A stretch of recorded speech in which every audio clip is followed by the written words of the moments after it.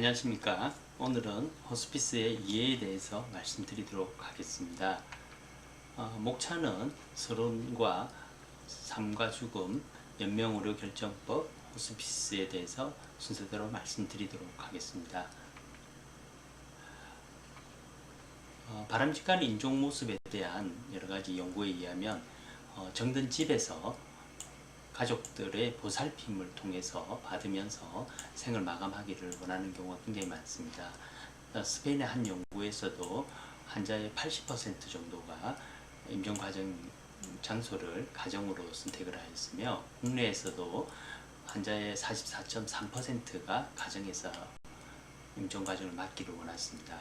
그러나 현실적으로 우리나라에서는 병원에서 91.5% 정도가 임종 과정을 맞이하는 경우들이 많습니다. 이러한 과거의 임종 문화를 살펴보면 항생제가 발견되기 이전에는 많은 사람들이 빠른 젊었을 때 돌아가시는 경우들이 많았으며, 특히 감염성 질환, 급성 질환, 전염병에 의한 사고 등이 있었습니다. 의료의 기술이 발전하기 이전의 단계에서는 의료라는 것은 당연하게 돌봄과 위안에 초점을 두고 있고, 우리나라에서는 특히 집에서 환자를 돌보다가 집에서 임종하는 경우들이 많이 있었을 겁니다. 문화라든지 이런 부분에서 차이는 있을 수 있다고 생각하고, 문 밖에서 돌아가시게 되면 너무 좋지 않은 이런 상황이라고 생각을 하고 있습니다. 그러나 현재 우리나라의 현실을 보면 중환자실에서 너무 많은 라인과 줄, 인공호흡기 등을 사용하고 있으며, 특히 코비드-19 사태에 의해서 하루에 한 차례만 면회가 되고 밤에 대기할 수 없는 이런 상황이 되어 있습니다.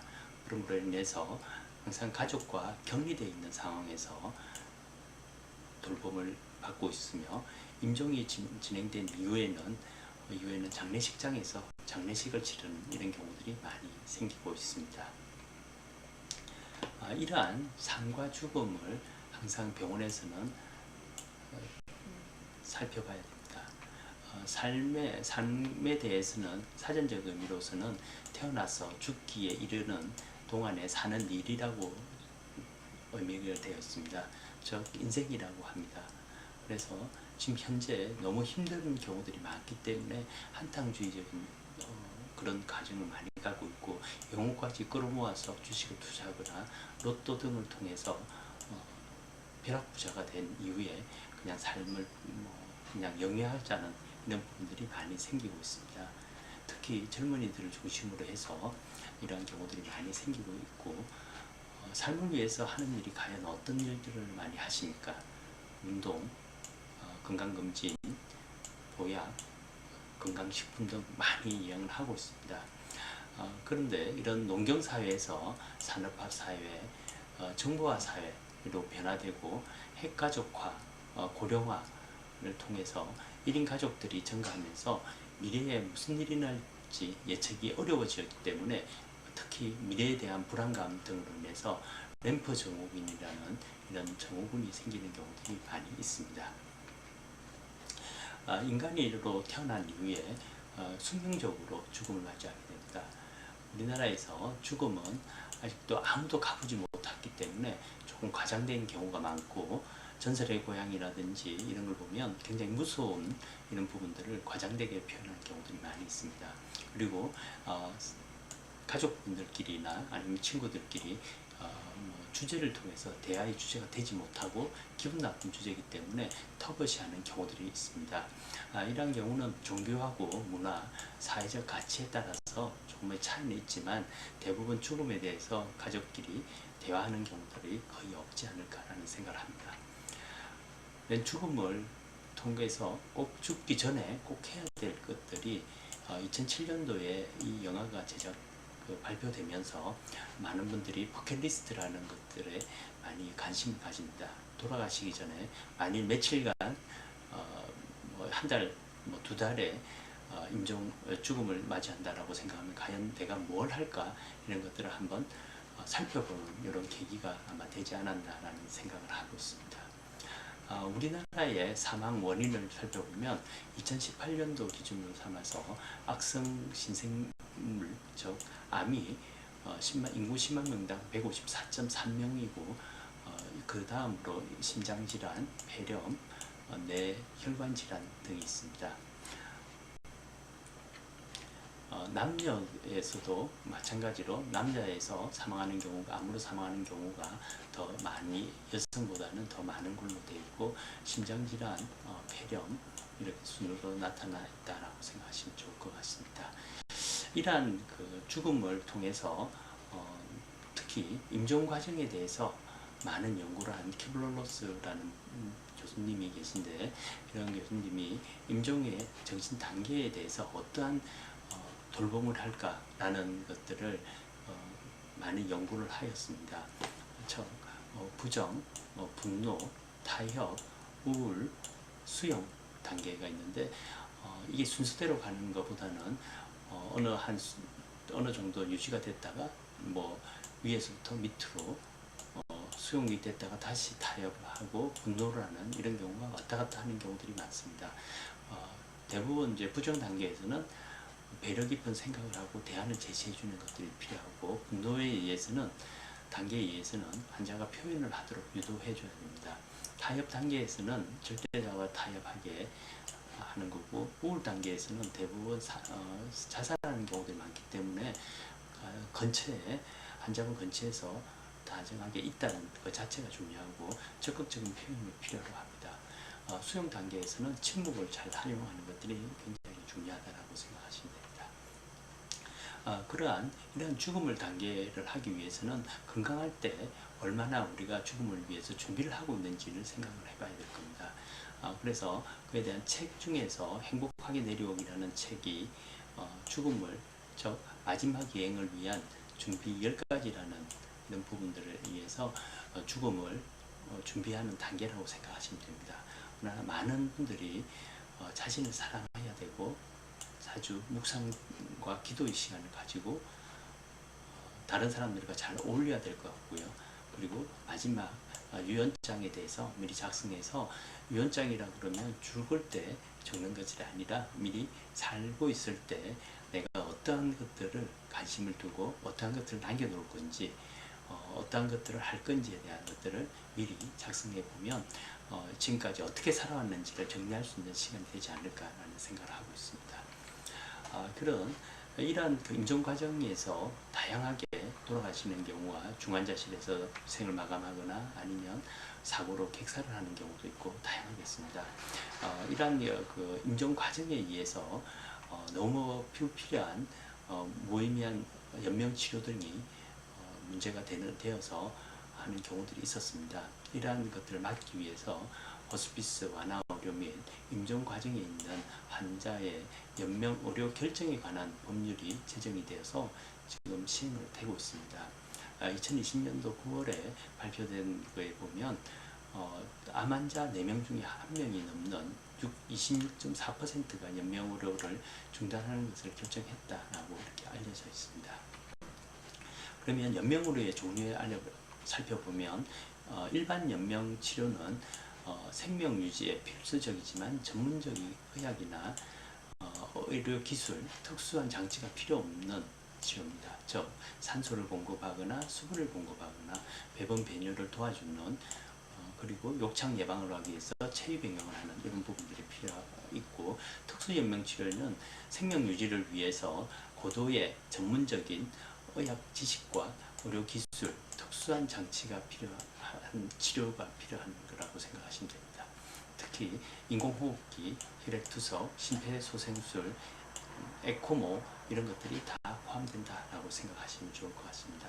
이러한 연명의료에 대한 것들을 어떻게 결정을 할 건가?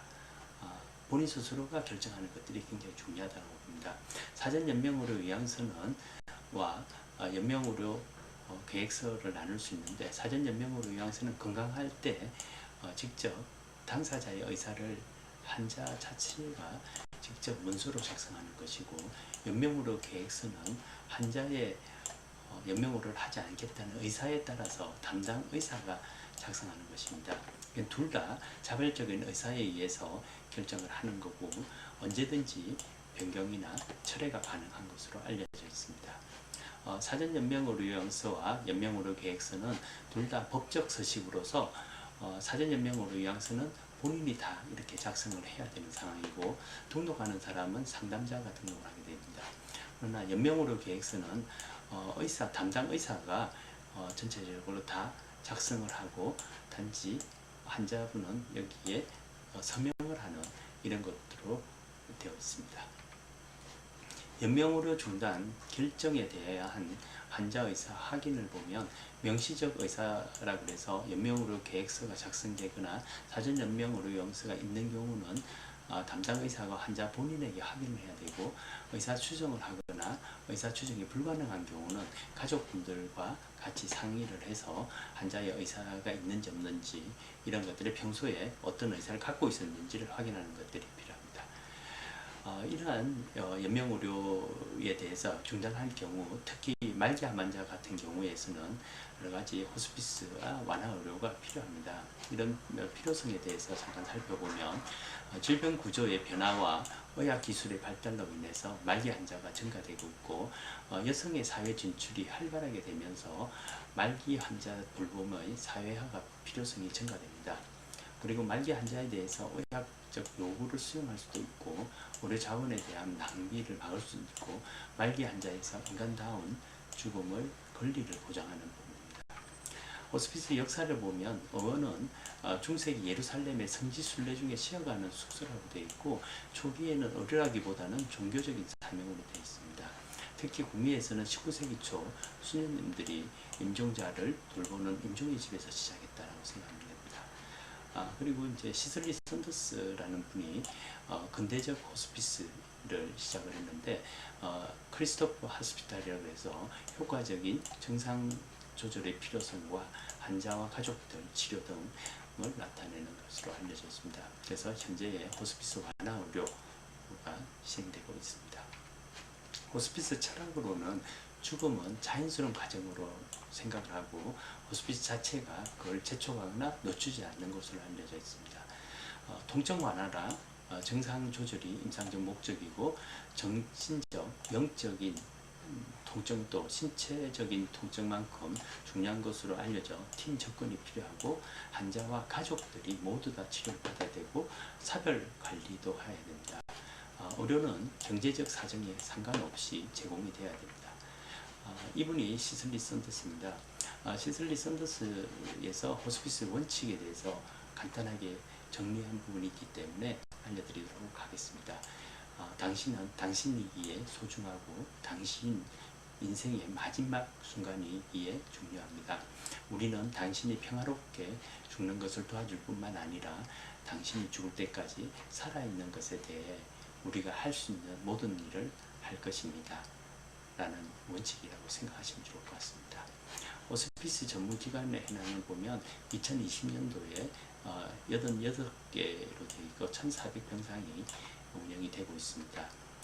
호스피스 서비스 이용을 보면 2008년도부터 7.3%였지만 지금은 2018년도에는 20.9% 정도로 많이 늘어나고 있습니다. 우리 제주대학병원에서도 호스피스 병동이 있고 가정형 호스피스를 같이 하고 있습니다. 직접 환자분을 직접 가정을 방문해서 하는 경우가 있고 가족분들을 교육이라든지 환자분들에 대한 사별 가족 관리를 시행하고 있고 사별 가족의 나들이를 시행하는 경우도 있습니다. 호스피스를 단순하게 임종 과정까지 그냥 병원에서 입원해서 치료한다고 생각하시는 경우들이 많습니다. 또한 너무 늦게 호스피스 병동을 입원을 하다 보면 하루 이틀 만에 돌아가시는 경우들이 많이 있습니다. 이런 것들이 모든 우리 환자분들이나 환자 가족분들의 인식이 전환이 되어야 제대로 되어 있는 환자에 대한 호스피스 돌봄이 되지 않을까라고 생각합니다.